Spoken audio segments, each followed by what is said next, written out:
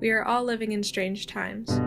What once was considered business as usual, things like going to the supermarket or interacting with your loved ones, has become unheard of in our current climate. Places that were once group settings are now bare, and in the case that people still have to gather, the anxious energy in the air is potent. Pictures and videos have become painful reminders of what once was, and calendars are littered with what could have been. However, there is a light at the end of the tunnel.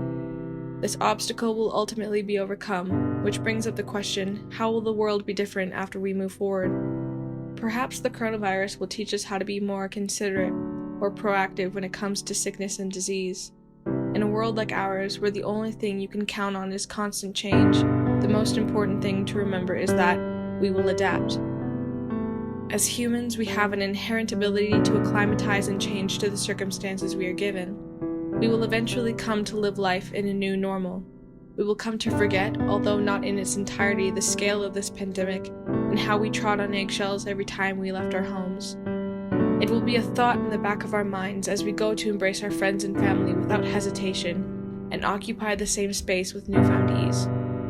The faces we took for granted will no longer be strangers, and the passing acquaintances will casually return to their mundane routines. COVID-19 will become a term used in textbooks, and coronavirus will develop into a topic of conversation when discussing a troubled past.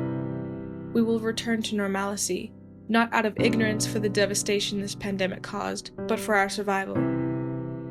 Dwelling on the past will not help us heal. If we are to come out of this stronger and more informed, we will treat this as a lesson to better appreciate the small things, and those we have the privilege to surround ourselves with.